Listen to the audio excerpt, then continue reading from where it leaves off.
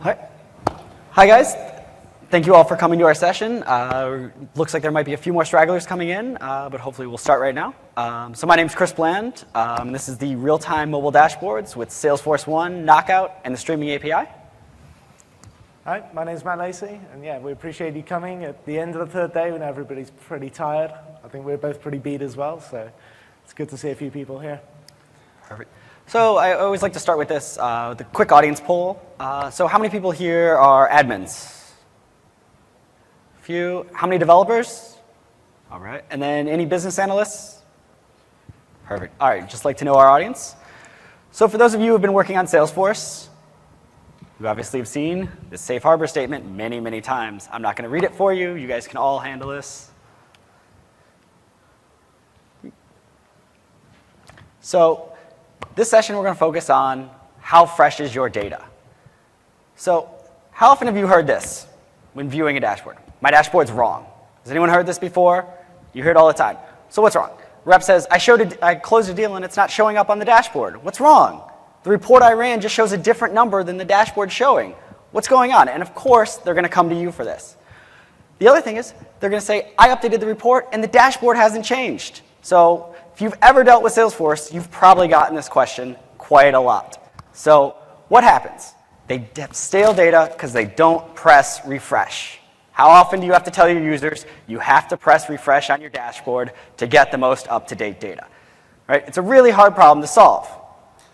So what's the first solution? We can train all of our users. So that's herding cats. We all know that's not going to happen. You hire new reps all the time. People forget, people get lazy. This is something that you're never going to be able to do. You're going to constantly play whack-a-mole trying to train your reps about this. And then what happens when you leave? No one else is going to be there to continue to educate them. So what are some solutions that we might have to say, keep our data up to date so when someone's viewing a dashboard, they see what is the current state of the database right now? So the first solution, who here uses scheduled dashboard refreshes? Awesome. So you know what the problem with scheduled dashboard refreshes is? As soon as you refresh the dashboard, it starts to become out of date. This is a great way to solve the problem one of refreshing the dashboard, but your data is still going to be out of date. So what could be another solution for this? Well, that's why you're here. We want to talk about building real-time streaming dashboards using Knockout and the Salesforce Streaming API. So why do you care about real-time data? If you guys have been out there with the Internet of Things, you've seen that we have a lot of data coming in now. It's no longer, oh, okay, we're going to get one record update once a day. No, data is coming into your system all the time. You want live, fresh data. Your sales managers, they want to take actionable results with this data. So for them, if they have out-of-date data, they're going to make out-of-date decisions. And that is where you start to get into trouble. So for us, we care about getting it in real time. Plus, if you're sitting there in a group of users, now that we all have mobile devices and you're updating and editing records, you can't be sitting there pressing refresh on these dashboards all the time to get the most up-to-date data. So we really need streaming, the API, and live data. So how are we going to accomplish this? So in this session, we're going to do some live coding. We're going to walk through a couple demos here to really explain. So the first one is we're going to use the Comet D protocol. So what that is that's server push, and it's going to send the data down from whatever backend implementation you have to your client. We're also going to use jQuery. jQuery is out there on pretty much every major website. If you don't use jQuery, it's a beautiful library to help you with everything you need to do on the front end. So your JavaScript pages, there's a lot of great libraries there. So we're going to use it so we don't have to write all of the boilerplate code. You want to stand on the shoulders of other people, people who have solved these hard problems before and fixed the edge cases. So we're going to use that. We also are going to use the Salesforce Streaming API and push topics. Who here has used Streaming API before? A few people? All right. And the last thing that we're going to use is the Knockout.js framework. And Knockout is a dynamic UI, or dynamic JavaScript UI using the MVVM model to update your data and present it. And Matt's going to talk a little bit more about Knockout here. So I guess everybody here has heard of the MVC paradigm? Show of hands, everyone in it? Yep. So who's heard of MVVM before? Okay, just a couple. So for everybody else, I'm going to cover over this quickly and just dig into what the three parts are in the MVVM model. The name is a little bit confusing when you say model, view, model, but hopefully will become clear after this. So we'll get to the first part. The first part is the model. Obviously, in normal Force.com development, this is everything that is in the Salesforce database. From the purposes of Knockout, we actually really consider everything that's not in the Visualforce page, everything that's in AppExBack, so we just call that the model, because you have workflows firing, you've got triggers firing, things can be changing behind the scenes. So all we do is regard all of that as the model, and the data we see coming out, that's our data that we're going to work with. So it's your domain-specific data. It's the objects in your database and however they come out of the platform. So it holds information. We all know this. It doesn't hold behavior. In this case, there is some behavior because of triggers and things. But from the purposes of the page, it doesn't. It's just model. It's just the data we see. That's all we care about. And it doesn't do any formatting. The MVC paradigm on Salesforce can get a little messy sometimes. I'm sure everybody here has probably put CSS into a controller once or twice and had that spit it out into the page. We have logic sometimes in the page with JavaScript or in the controller. The whole thing gets a bit fuzzy. With this, we're sort of cutting that off, and we're having a hard limit on it. So the next part is the view. Everybody knows what the view is. Everybody is used to writing HTML. In Knockout, we're just using our standard HTML. It's the same as we always do. So it controls the structure and the layout and the appearance. And it just represents the state of the view model, which is the third part we'll talk about in a moment. So the view doesn't have any code on it at all. It's literally just there to represent the data. And the reason that the view model paradigm has come up with is because it separates the view from the view model. It's tied together with bindings, which we see at the end. Bindings are what Knockout uses. It's a core part of this model. And the idea is you have an agreed structure of bindings. The guy in the view knows I can bind this information. I can bind like an account name and the account phone number, email address, things like that. The guy doing the view model also knows he has to make those things available. But the whole point is you could separate out, have one team doing the view and the structure and the stuff they're good at. You could have another team doing the view model. And just by using these bindings, you know it's all going to work at the end.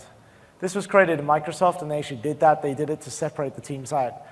In reality, on this platform, there's a good chance you're going to have the view model and the view in your Visualforce page. One part's in JavaScript, the rest is the HTML. So usually it's just you doing both parts. But that makes it nice and easy and makes it nice and quick as well. So what is the view model? The view model is the last part of this. This is pure code. It's like the model is to the view model, it's the model for the view. It's the thing that provides data to the view through its bindings. But it's only code. It pulls information from the model, it can reconfigure it, do things with it, but it makes it available to the view. It says, I've got these things to bind, and I've got these events that you can fire back. I've got actions that you can take, they're available through bindings, and that'll work. Do some logic in the view model, perhaps, and then you can write stuff back to the model when you want to actually save things at the end of the day. It also handles the data formatting. So when you want to change things for display, that's what you do it. You do it in the view model. Remember, we don't want any code to be up in our view. The view should be nice and clean. It's just an easy template that's easy on the eyes. And you can just see it, and you know what's going to come out. You know there's not going to be other markup injected from elsewhere or CSS and things. And it makes it easy. Kind of. So Chris is now going to jump into the first demo, or the first part of the demo. Perfect. So we'll do a little code demo here.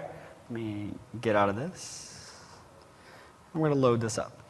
So the demo page that we're going to start off with, we want to display some data to the end users. So in this case, we're going to create a demo for a sales manager.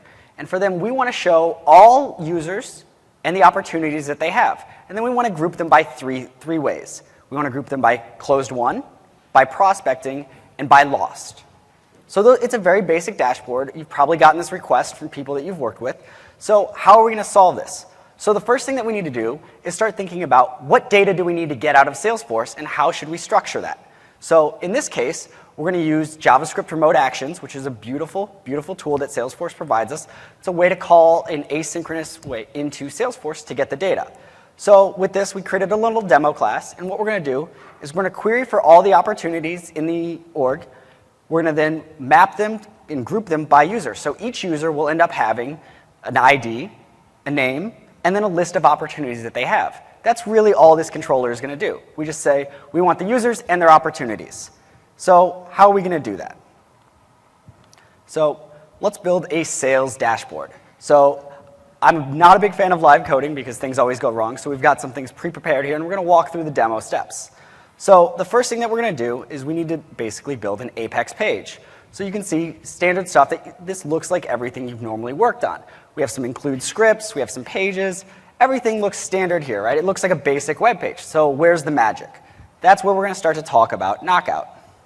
So right here, we're going to get into what Matt was just referring to, which were the models, or the view model. In this case, we have an opportunity. So what constitutes an opportunity? An opportunity has an ID, it has a name, it has a stage name, and amount. These are the fields that we're going to want to keep track of for a dashboard. These are the things that are going to change that we care about. So if you're looking at this code, you're probably seeing something that says KO observable, and then it passes a variable to that. If you're new to Knockout, this is Knockout's observables. Knockout has some beautiful, beautiful bindings that allow it to automatically update, and it'll track the values. So if this value will ever mutate, it'll automatically update and re-render your DOM. That's important. You don't want to have to manually find a selector, go in, update the value, and check that. You want Knockout to handle all of that heavy lifting. So again, we want to stand on the shoulders of others, people who have solved this problem. They've solved it for mobile. They've solved it for different types. So in this case, we're going to declare that what 3 things could change: the name of the opportunity, the stage name, and the amount. So that's going to be our opportunity that we're going to look at. Now, we also need to have some users for this view model. So what is a user? A user takes 3 parameters. They take an ID, so the user is ID, so we can keep track of them. It's going to take their name so that we can display it on a dashboard in a leaderboard format. And we also need a list of opportunities.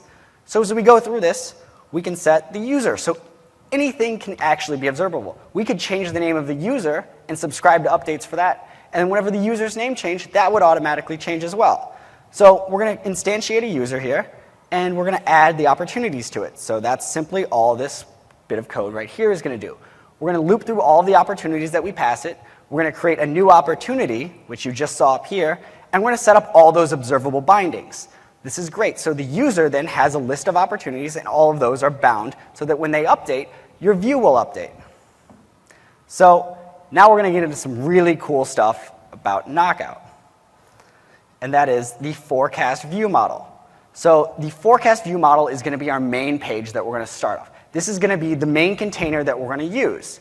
And inside that, what do we need? So for our leaderboard, we just need a list of users, this users class that we've defined above.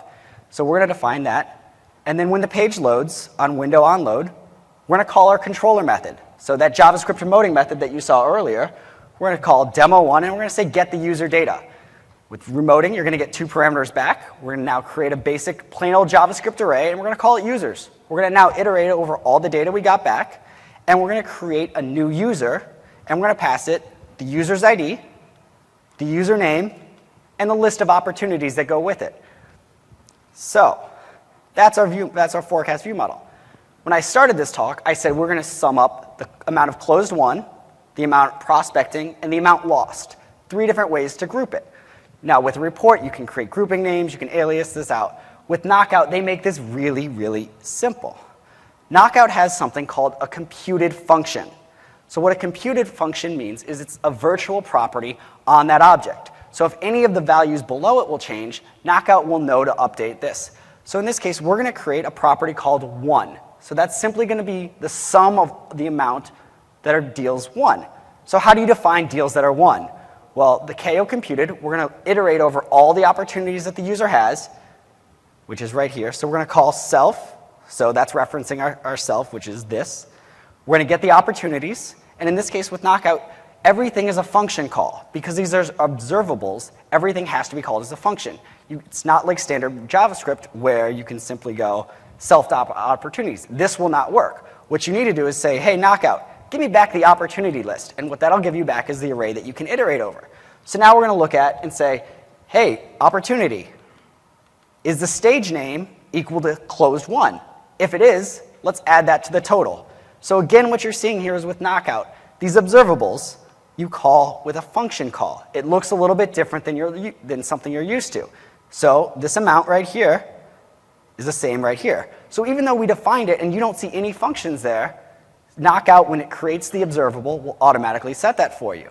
So what else do we need? we need to have a prospecting one. So this is going to be a little bit different. Right? You can't just say, oh, okay, it's going to be either closed won or lost or is closed, standard things that you could group a report by. So in this case, we're going to go through each one. We're going to ask it for the stage name. We're going to say, are you closed won or are you closed lost? And if you're not either one of those, then you must be prospecting. So we're going to total that. And see at the end of this function, we're going to return that total. And that's going to be the value that's tracked. So if any of these opportunities update or change, that number is going to change. Knockout is going to recompute that value for us and retotal that up. So all that hard work that you thought you would have to do, Knockout is going to handle for you, which is brilliant. Again, I don't want to be a broken record, so closed lost, very similar. So now that you've seen this, how do you make this happen? So Knockout has something called apply bindings. And in this case, we want to apply the bindings to the page, and we're going to pass in a new instance of our forecast view model with our data in it. So let's go up and look at our views. So this looks like a standard HTML table right here. Here's where the magic happens. We're going to create a table. We're going to add a table head with some parameters. We're going to show the name, the number, the amount prospecting, closed lost, and closed won. And this is going to be our leaderboard. Now here's where we get into the really cool Knockout stuff. As Matt said, we have something called a data binding with Knockout. So in this case, we're going to say on the table body, we're going to do a data binding. So these are just data attributes that you can pass in. And we're going to say for each user. So again, we're passing an iterator. Knockout comes with these already pre-supplied.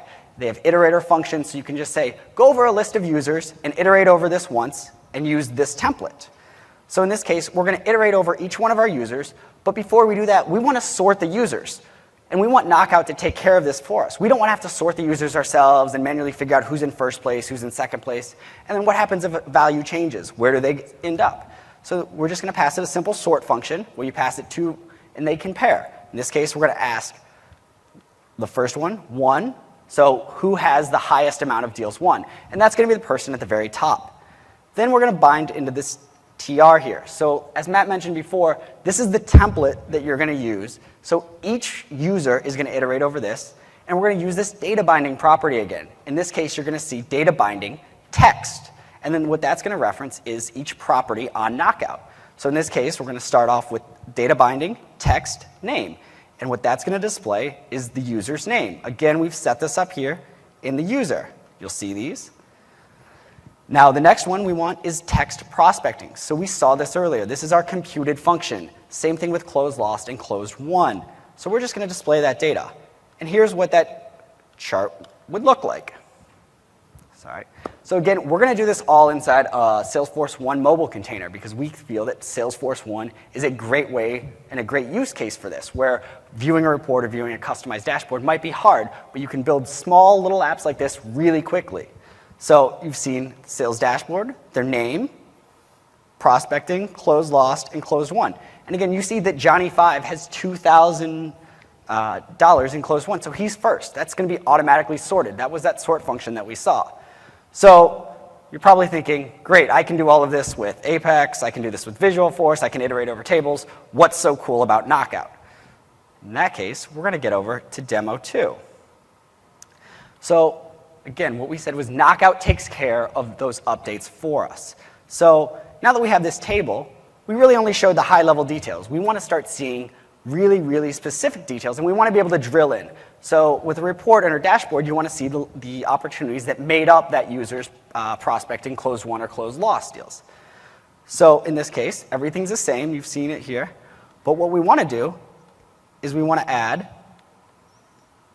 this right here. So inside of our table, it's gotten a little bit bigger, right? What we're going to do here, we're still going to sort it, but we're going to add this cool little data binding attribute, and it's going to be a click. So this is how you can do an on-click event. You just bind it to the function and say toggle details. So what does toggle details do? Let's go down and take a look at that.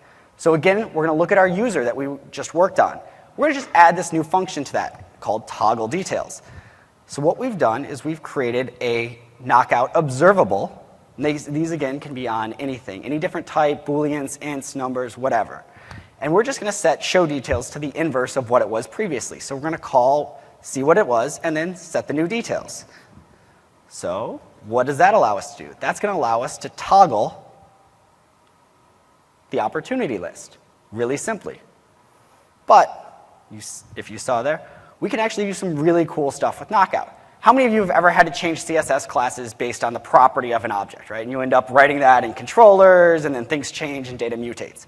With Knockout, you can actually pass it a CSS property right here, and then you can say, if it's not show details, show the plus sign. So we want to show a plus to the user that says you can click here and it'll display all the data.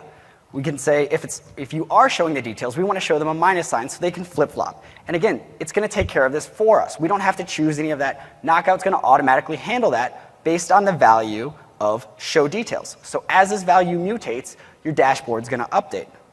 So what else can we do with that? That's cool, but it's all right. Show hide things are not that hard.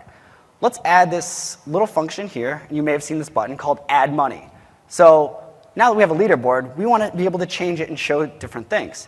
So whenever you click on this, we're going to call add money. And what add money does is it's bound to the root level of the forecast view model. And it's simply going to find an opportunity, take the opportunity as a parameter for the event, and then simply reset it to $1,000 more than it was.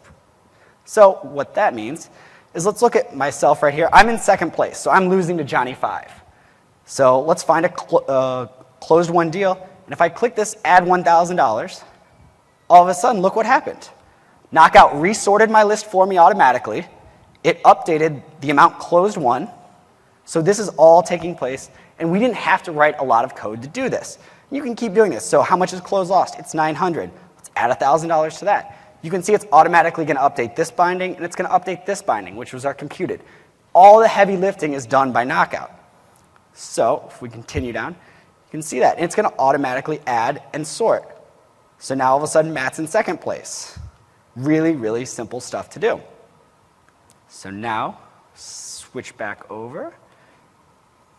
Oh. Sorry. So now, that was cool, and we were really just editing on the page. But why you're here is you care about streaming data from Salesforce. So what is the Streaming API? It's a pub-sub model that Salesforce provides to us. So you're able to create a topic that you want to subscribe to. So you can say, whenever something happens based on this, tell me. So the publisher is going to be Salesforce. So Salesforce, your database, is going to publish an action. Something changed, something happened. So I want to tell people about it. So that'll take it and it'll subscribe to a topic. The topic will figure out, do I need to send this out to people? As a subscriber, which is a client, so whether you're using this on a mobile device, on your computer, it's going to send that message out to your client. So how do you create a push topic in Salesforce? Well, what we want to do is we want our dashboard now to keep track of things as we update them from Salesforce. So we need to keep track of what fields. When the stage name changes and when the amount changes. Those are different ways that could change in our dashboard. So we'll create a push topic. You can use simple Salesforce to do this. It works in Apex. Looks just like a regular S object. So we're going to say we're going to create a new push topic. You're going to specify the API version. Then you're going to say what you have to give it a name. And this is going to be the name of the topic that you're going to reference. And we'll get to where you use it in a second. Then you can give it a description. So that way, if you're looking at it later, you can figure out, why do I have this topic? What do I care about? And then Salesforce provides this thing called Notify for Fields. So this allows you to set fine-grained control over what you're going to see in updates. In this case, we only care about the referenced fields in this query. We only care about stage name, amount, and name. We only care if those update. We don't care about anything else. If custom foobar field updates, we're not going to get that message.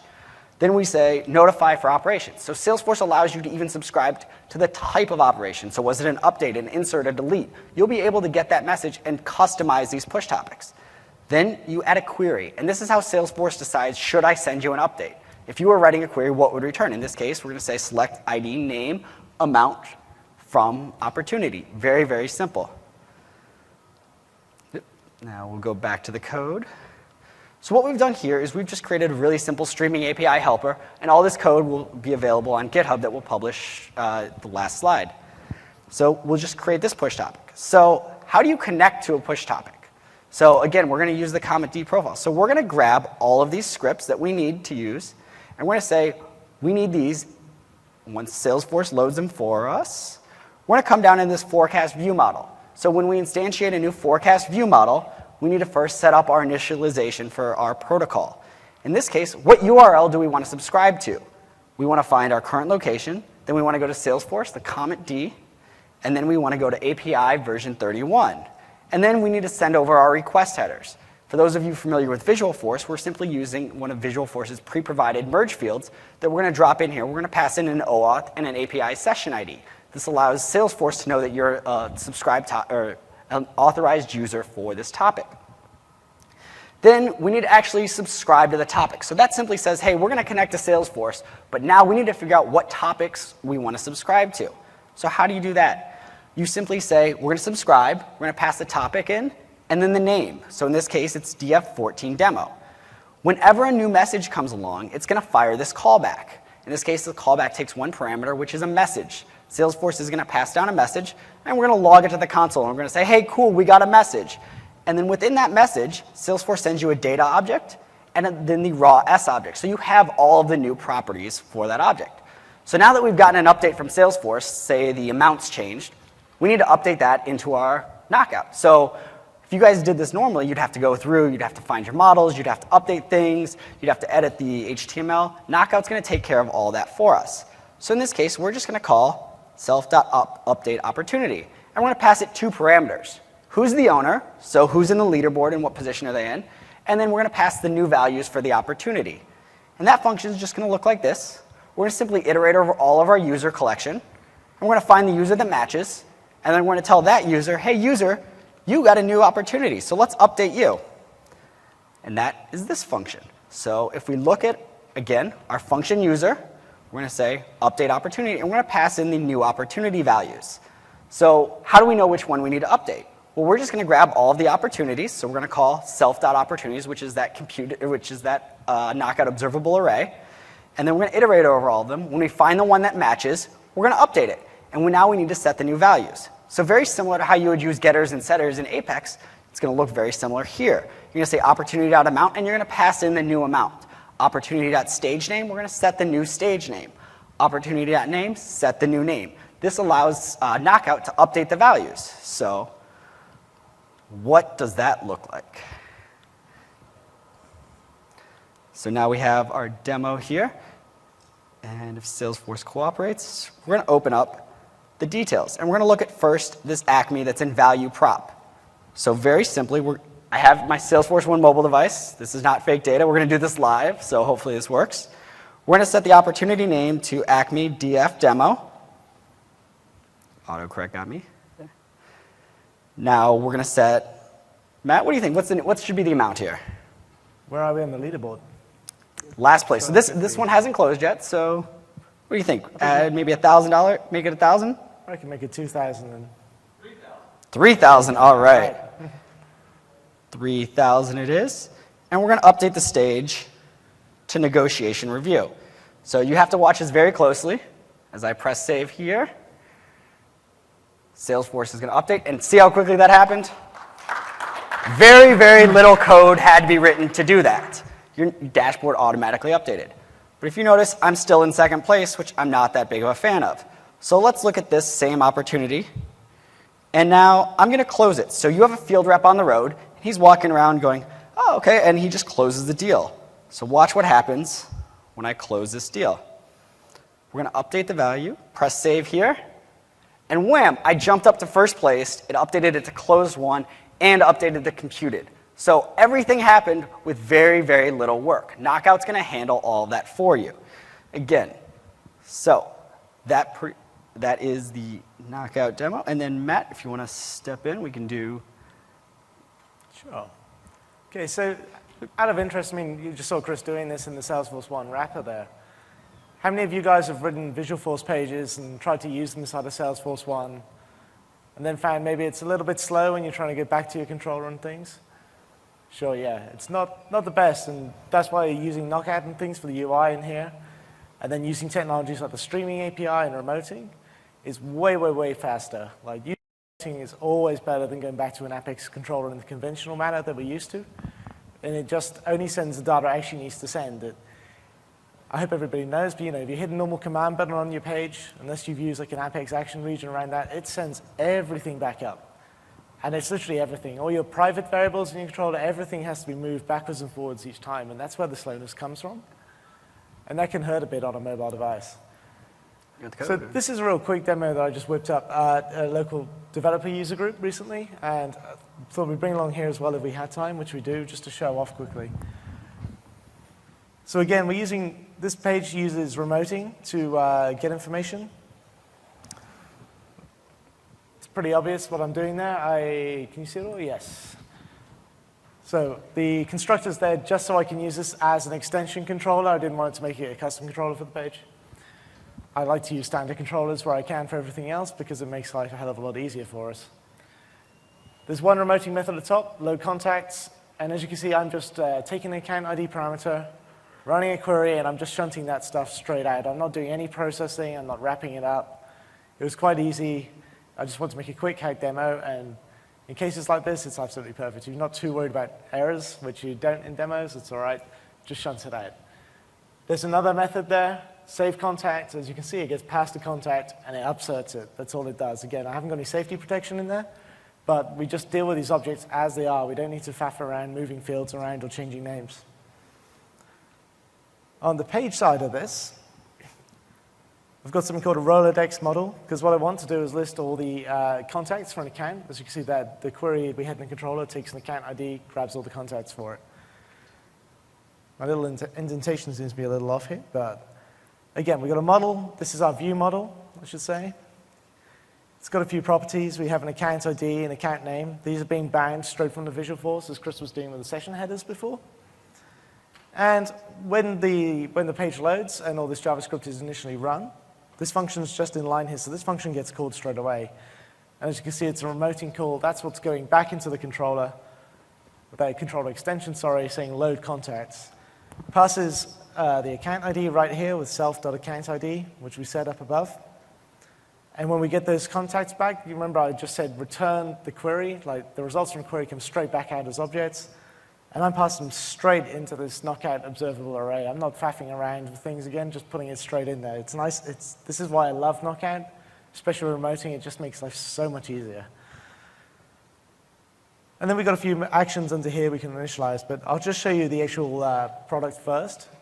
You have to excuse the CSS. It was hacked up in like 2 minutes, and it wasn't intended originally to be inside a Visualforce page, so we've moved it for this. But again, we've got the account here, and we've got the list of contacts. So it's a pretty simple view, as you would expect. And that's the whole panel here. Sorry, this is this panel. Get this right in a minute. So we have the account name at the top in the big header. That was the big, nasty Acme Corp. And then with data binding, we're using the for each again, as Chris showed. So we're looping over those contacts in that observable array. And for each of those, we just put the name on screen, as you can see underneath with these H2 elements here. Now, some of those actions that were on the view model, we're calling one of them here. So we're calling select contact. And as Chris explained before, when you click on one of these things, it fires that event back on the view model, and it passes the whole contact in as an object. So if we look at select contact, that's the action being invoked there. All I'm doing again is taking that contact that it's passing and setting it straight into an observable called selected, which is up here. It's initially empty, which is why there's nothing else displayed. But then when I actually click on one of these contacts, if I click, then it pops up the other panel straight away because we've grabbed that contact, we said this is a selected one, put it in this observable, and that's where the second panel comes in. We're using another data bind here, we're using visible, and you see I've just put selected straight as it is. Like I haven't bothered saying, has it got a value or anything like that. It just compares with falsy values out of the box, so as long as it's got something in there not null, then that panel will be visible. If it's null, then it will go away again. We're binding with selected, that contact record, that's one we want to show, just display their details. And I've got a few input fields there as well, and I'm using the value binding for those. So text binding lets us put text on the screen, value binding lets us bind to the value of input elements. Finally, we've got a click to save the contact. You can see the method here that's in the view model that gets triggered when you hit save contact, gets past that, we take that contact here, and we're just shoving it straight into that other remoting call, the one that did an upsert. That's literally all it does, nice and easy. But at the end of the day, that means you can just come in here. We can just edit Bob really quickly and hit save. And that's done. It disappeared because I also set selected back to null inside there. But now if we look at the contacts on this guy, this obviously hasn't updated because it's old school. But here we can see the phone number's updated. Like, it's that easy when you just use the remoting and just shove the objects backwards and forwards. As long as you know what your field names are, that's it. And the one reason I've particularly fallen in love with Knockout is it took maybe a day to get really, really comfortable. You know, when you get to that point and you can just write code without jumping back to the documentation every 2 seconds, like, you just need to know to use data binds as an attribute. You need to know the 3 or 4 different types of binding, like the CSS, the visible, or with. And then you just need to know ko.observable and ko.observable array. That's pretty much it. Once you know that, you can just write things. Like this whole thing that I built for a developer thing took a few minutes at the most. It's that easy. Again, like what Matt said, that's why we love Knockout. You pretty much just learned 85, 90% of all Knockout right there.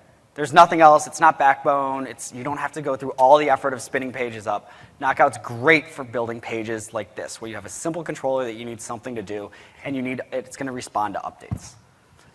So this side has a couple of links. The example we showed just now, you can get the code is up there on GitHub. We've also linked to the Knockout.js tutorials. They're just on the Knockout.js website. They're really good. Like, did you go through those? Yeah, they're great. You'll learn it really quickly. They respond right away, and the whole thing is actually built in Knockout, which is great. Yeah, those tutorials are really good. And also the documentation is just some of the best I've seen for any of these frameworks.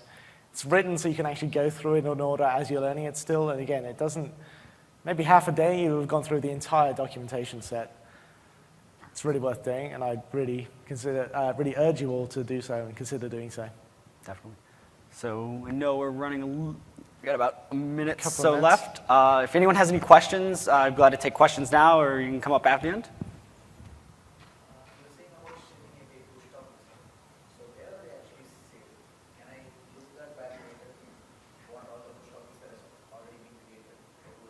So you can query for push topics just like a regular S object. You won't be able to actually see what push topics have happened in the past. There's no log of these things have happened.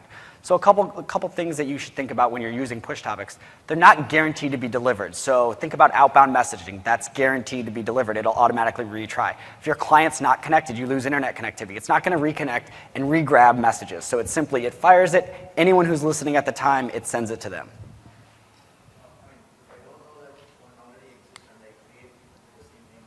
If you try to create one with the same name, you'll get a deletion or an insert error, and it'll fail on you, and it'll tell you why. So again, if you want to delete them, it's actually kind of interesting. You have to mark them as isActive false first before you're able to delete them. Once you do that, then you're able to remove them out of the system. What I've tended to do was build a simple little Visualforce page that would query for all the push topics in my system and grab those. Again, you're going to be limited by Salesforce. They keep upping the limit every release, so I think it's 50 or 100 now push topics that you can have. It keeps going up, but I would just check the documentation. But you can query it just like a regular S object. Anyone else? What if we have same function names? You were saying that code considers properties as functions. So what if inside the class we have same function names? So in there, you're working within the Knockout model. So you set all the properties.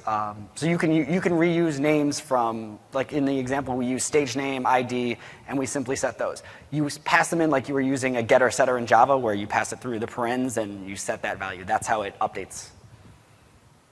You might have noticed.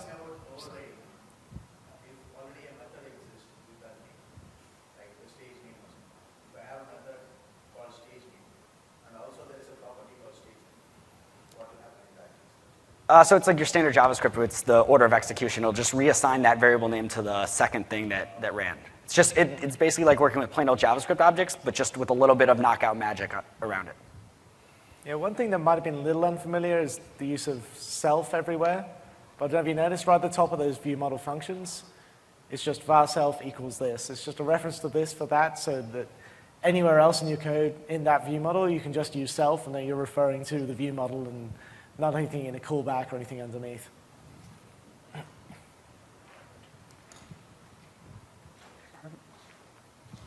Looks like we're done. Thank you, guys. Cool. Thank you all for coming.